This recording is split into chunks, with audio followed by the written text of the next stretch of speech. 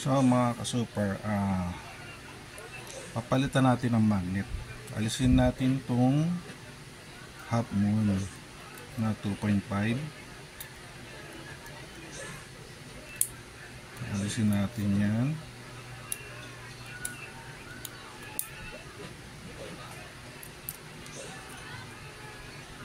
Actually,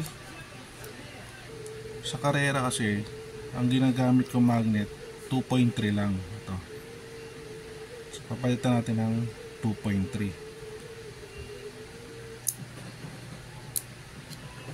Ito siya, yung half moon natin. Ayan siya. Manipis yung dulo niya. Kumpara mo dito. So dikit muna natin yan dyan. At baka yun, muntik na. At baka mabasa. Ayan. Ilayo muna natin. Baka magsalpukan yung mga magnet, no?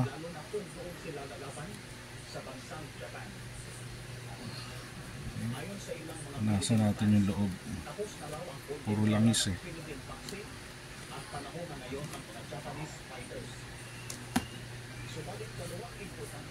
Ngayon lagay natin tong 2.3.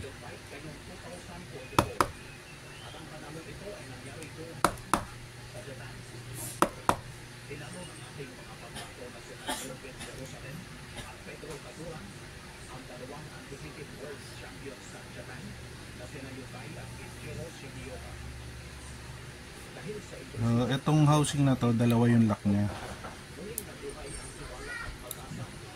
Kasi wala siyang stopper nung yung magnet. Kaya dalawang lock yung nilalagay.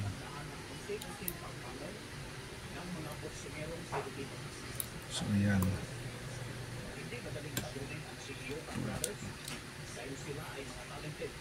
Okay. Yun na, palitan na natin. 2.3 na siya. Luwag na neto. Mamaya palitan ko mamaya ito.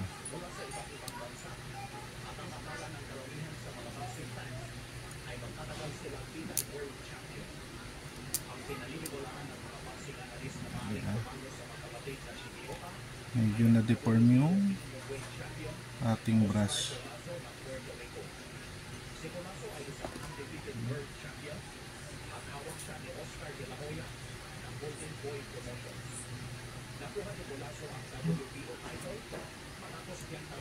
Ito yung UP.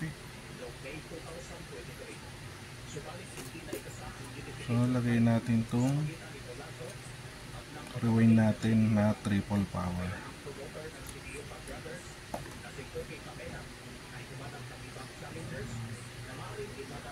Huwag talaga.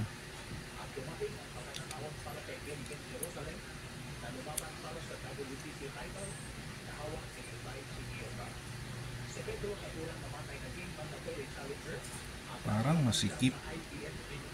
Sikip nga. Bawasan natin ang isa. Ilang kagandahan dito sa mga eyelet natin, no? Hindi kagaya ng iba ginagamit yung sa ballpen. Ito atin eyelet o fish eye. Pwede tayo magbawas ng isa, pwede tayo magdagdag ng isa. So napakadali. Ating langis. Patay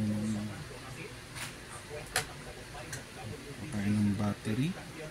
Kahit hindi po charge, testingin lang natin. Patunugin lang natin, no?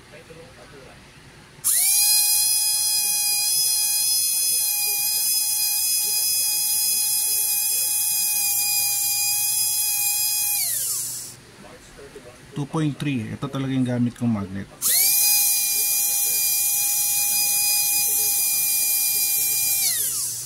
Yan, ito ginagamit ko sa karera. So ito na siya, ang ating single rewind. Ang sikip ng single rewind. Tayo magpahugot. Yun, single rewind,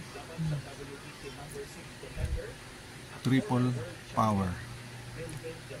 Thank you.